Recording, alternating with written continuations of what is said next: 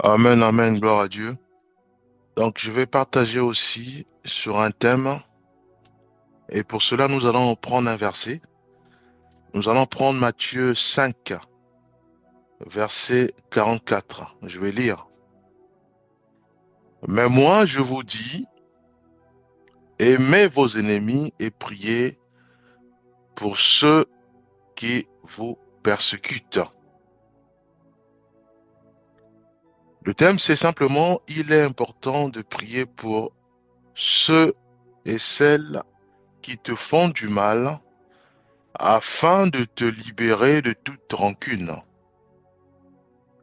Donc, pour attaquer à la rancune, pour décimer la rancune dans notre cœur, pour expulser la rancune, Dieu nous appelle à prier pour tous ceux et celles qui nous font du mal. Ça peut être une administration, ça peut être des frères et sœurs. Dans une administration, ça peut être les membres de nos familles, ça peut être nos amis de l'école, ça peut être nos collègues au travail qui nous détestent, qui nous poussent aux fautes, qui nous poussent à ne pas leur parler. Voilà, tous ceux et celles qui nous tirent dans le péché. Dieu nous dit simplement, puisque ça crée ou ça engendre de la rancune dans nos cœurs contre ses frères, contre ses sœurs, qui nous détestent, qui nous parlent durement, qui nous aiment pas, qui nous poussent toujours à les chamailler ou à nous mettre en colère. Dieu nous dit, euh, ce qui peut décimer cette rancune qui s'est formée en nous, dans nos cœurs, le remède, c'est la prière. Nous devons prier pour tous nos bien-aimés, prier pour ceux et celles qui nous font du mal, prier pour ceux et celles qui nous harcèlent, prions pour ceux et celles qui euh, nous poussent aux fautes ou qui nous critiquent ou qui se moquent de nous. Quand nous prions pour eux de façon individuelle, Dieu fait en sorte que cela cesse et que aussi la rancune disparaisse dans notre cœur. Voyez-vous? Dans tous les cas, c'est pareil. Prenons un autre verset. Prenons Matthieu 6, versets 14 à 15. Alors là, c'est le pardon. La Bible dit, si vous pardonnez aux autres leurs offenses, votre Père céleste vous pardonnera aussi. Mais si vous ne pardonnez pas aux autres, votre Père ne vous pardonnera pas non plus vos offenses. Voyez-vous, ici l'enseignement est tiré sur le fait que il est important de pardonner ceux et celles qui nous ont fait du mal. Voyez-vous, tout à l'heure on a vu que c'était à nous de prier pour ceux et celles qui nous font du mal. Et là, l'accent est donné aussi sur le fait que nous devons encore nous rapprocher des autres. Donc, pardonner à ceux et celles qui nous font du mal. À ce moment-là, Dieu dit que lui nous pardonne. Cela veut dire quoi? Cela veut dire que nous sommes guéris. Le cœur est restauré. Le cœur est guéri de la rancune, de la haine. Voyez-vous? Donc, nous devons prier en disant, Seigneur, donne-moi la force de décimer la rancune dans mon cœur. Donne-moi la force de décimer euh, ce manque de paix dans mon cœur. Donne-moi la force de pulvériser à jamais la colère. Dieu va nous fortifier et Dieu va nous ramener à prier pour celui ou celle qui nous fait du mal. Dieu va nous ramener à demander pardon, à pardonner ou à demander pardon. Donc à pardonner ceux et celles qui nous font du mal. Voyez-vous? À ce moment-là, Dieu dit que nous sommes automatiquement guéris de la rancune, de l'amertume, de tout. Dieu dit qu'il nous pardonne. Voyez-vous? Donc, il est absolument important de combattre en esprit, fini la chair. Voyez-vous? La Bible dit qu'on ne combat pas contre la chair et le sang. On m'insulte, j'insulte. Non, c'est pas bon. C'est pas la bonne stratégie. Puisque l'entité qui anime ou qui a incité ou qui a suggéré celui qui est en face ou celle qui est en face de m'insulter ou de parler durement ou de me parler durement ou de faire en sorte de me pousser aux fautes. C'est-à-dire qu'il pousse, il me parle pas et moi je rentre dans le jeu, je lui parle pas aussi et il vient me pousser aux fautes. C'est lui qui a commencé, il me parle même plus. Et moi maintenant, je suis son pas. C'est ce que le diable fait. Il nous pousse à suivre le mal. Il nous pousse à pratiquer le mal. Sachant que c'était pas mon intention au départ. Mais c'est lui qui me parle plus. Il me regarde, il me parle plus. Voyez-vous? Et moi, je me dis, bon, il me parle plus, moi, je ne parle plus. Alors là, je vais tomber dans le piège du diable Satan. Mais qui le fait? Les entités démoniaques, les dominations, les principautés. Ils passent par ce bien-aimé, ils passent par cette sœur pour me pousser aux fautes, à ne plus parler. Sachant que la maison ou la part, c'était celui qui était en face. Puisqu'il il voulait pas me parler. Et à ce moment-là, moi aussi, j'ai dit, je ne parle plus. Je suis tombé dans le piège du diable Satan. Voyez-vous? Mais Dieu nous appelle simplement à prier. En disant, Seigneur, je constate que l'autre ne me parle plus, touche son cœur et fais en sorte que l'amour de Christ s'imprègne puissamment dans son corps, âme et esprit. Voyez-vous? Et à ce moment-là, cette petite voix qui me poussait en disant, comme il ne te parle pas, ne lui parle pas non plus, cette petite voix-là va être décimée à jamais au nom de Jésus-Christ. Voyez-vous? Dieu nous appelle à prier pour ceux et celles qui nous font du mal, pour pulvériser à jamais la rancune dans notre cœur, pulvériser à jamais la haine de l'autre dans notre cœur. Voyez-vous? Le thème, c'est simplement, il est important de prier pour ceux et celles qui te font du mal. C'est ça la clé.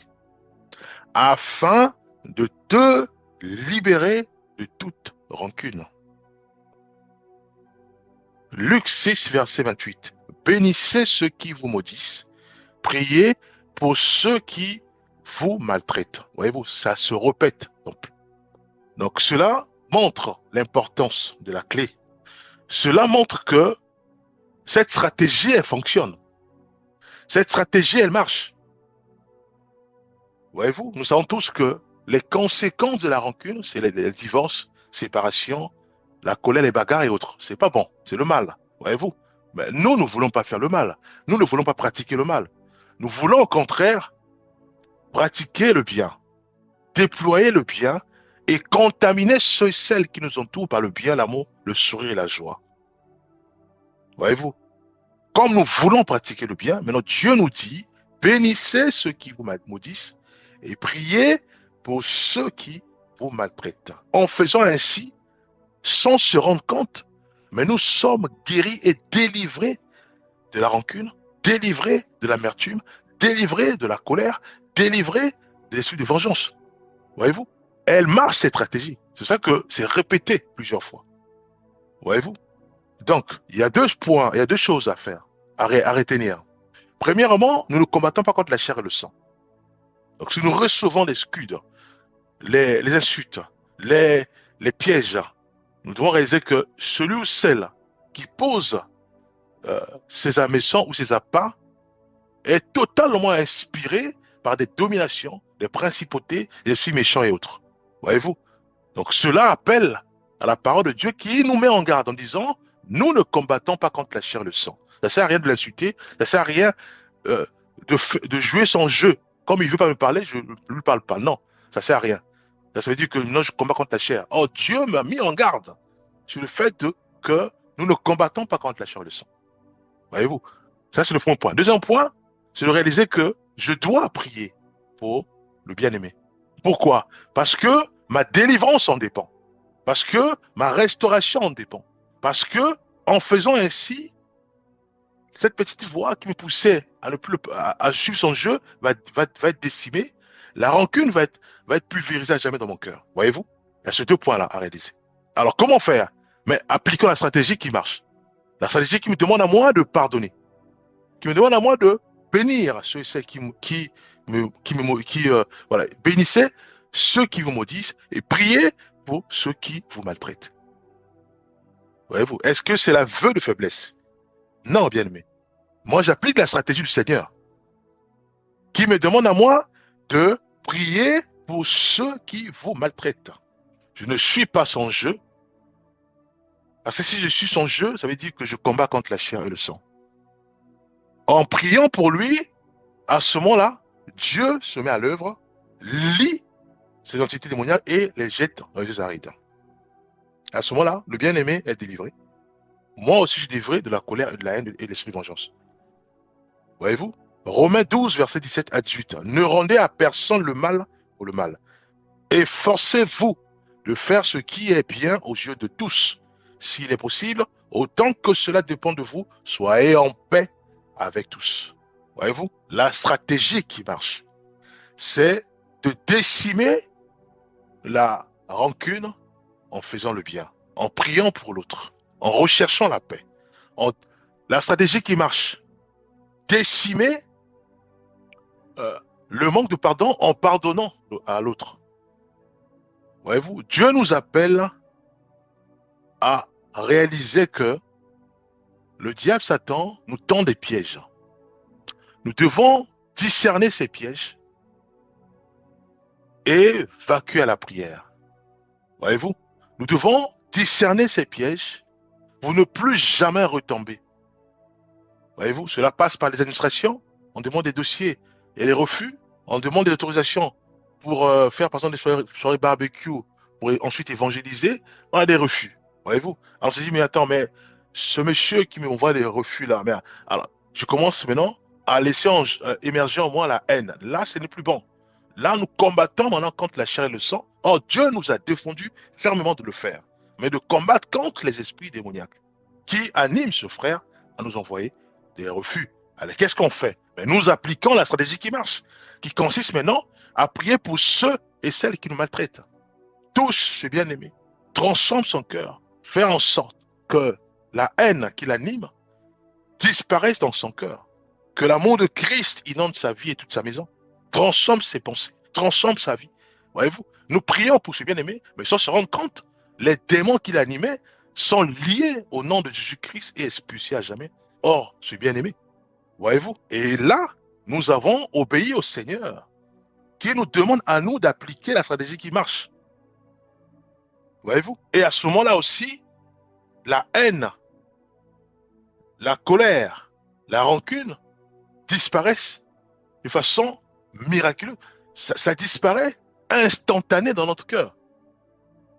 Voyez-vous, nous devons prier pour nos époux, nous devons prier pour nos épouses. Prions pour nos enfants, prions pour nos mères, nos pères, prions pour ceux et celles qui nous font du mal au sein de nos familles. Dieu va les toucher, les transformer, les façonner. À ce moment-là, je suis guéri de la colère, de la haine, de la rancune. Voyez-vous, Matthieu 18, 21 à 22. Alors Pierre s'approcha de lui et dit, Seigneur, combien de fois pardonnerai-je à mon frère lorsqu'il péchera contre moi? Sera-ce jusqu'à 7 fois? Jésus lui dit, je ne te dis pas jusqu'à 7 fois, mais jusqu'à 70 fois 7 fois. Luc 23, 34. Jésus dit, Père, pardonne-leur, car ils ne savent ce qu'ils font. Voyez-vous, même Jésus-Christ, notre modèle parfait, Jésus-Christ, notre unique modèle, Jésus-Christ, notre maître, notre guide, notre bon berger, a démontré cela pratiquement sur terre, dans sa vie au quotidien. Et il a prié pour ceux et celles qui l'ont emmené à la croix. Il a prié pour ceux et celles qui l'ont lapidé, pour ceux et celles qui l'ont frappé, blessé. Il dit, Père, pardonne-leur car ils ne savent pas ce qu'ils font. Voyez-vous? C'est ça la stratégie que le maître utilisait constamment pour pulvériser à jamais les appâts ou les ameçons du diable Satan. Éphésiens 4, 31 à 32. Que toute amertume, toute animosité, toute colère, toute clameur, toute calomnie et toute espèce de méchanceté disparaissent du milieu de vous. Soyez bons les uns envers les autres, compatissants, vous pardonnant réciproquement, comme Dieu vous a pardonné en Christ. Voyez-vous, Colossiens 3,13. Supportez-vous les uns les autres. Et si l'un a à se plaindre de l'autre, pardonnez-vous réciproquement. De même que Christ vous a pardonné, pardonnez-vous aussi. Voyez-vous, et prenons le dernier verset, Marc 11, verset 25. Et lorsque vous êtes debout, faisant votre prière, si vous avez quelque chose contre quelqu'un, pardonnez, afin que votre Père, qui est dans les cieux, vous pardonne aussi vos offenses. Voyez-vous, ici, il est important de réaliser que un chrétien ou une chrétienne ne peut jamais être rancunier, ne peut jamais laisser la rancune euh, inonder ses pensées ou son cœur. Voyez-vous? Donc, nous devons à tout prix crier au Seigneur en disant, Seigneur, je suis faible, fortifie-moi et fais en sorte que je puisse prier pour celui qui me fait du mal, pour celle qui me fait du mal, afin que je sois délivré de la colère, de l'amertume, de la vengeance et autres. Voyez-vous? Et aussi, réaliser ceci, qu'à partir d'aujourd'hui, tout ce que nous recevons comme attaque, venant d'un frère, d'une administration, venant d'une sœur, venant des membres de nos familles, ne sont pas, ces attaques-là ne sont pas normales. Ces attaques-là sont animées par des dominations, par des principautés, par des esprits méchants. À ce moment-là, nous devons réaliser maintenant que ça ne sert à rien de repliquer par le charnel ou par travers notre bouche. Ça ne sert à rien. Nous devons engager l'âme de la prière dans notre cœur, dans nos pensées. Engager l'âme de la prière pour que le seul Dieu puisse délivrer celui ou celle qui me fait du mal. Voyez-vous, ça, ne l'oublions jamais. Ça ne sert à rien de tomber dans le jeu de celui ou celle qui nous pousse et qui veut nous ramener à pécher par des chamailles, par les disputes et par autre chose. Nous devons réaliser que si la paix est posée, si la maison est posée, nous devons recourir à la prière. Prions pour ce bien-aimé, pour que Dieu le délivre des assauts des démons qui l'animent. Nous allons prier. Père, nous remettons entre ta main nos vies. C'est toi qui nous fortifie, c'est toi qui nous guide, Père. Merci pour chacun de nous. C'est toi, ô Éternel des armées, qui ne cesse de nous protéger. C'est toi qui ne cesse, Père, de nous éclairer. Fais-nous grâce. Fais-nous grâce, Père, de garder ce dépôt en nous et fais-nous grâce de mettre cela en pratique. Que le Seigneur nous aide, Père, à discerner. Au nom puissant de Jésus-Christ, nous avons ici prié. Amen.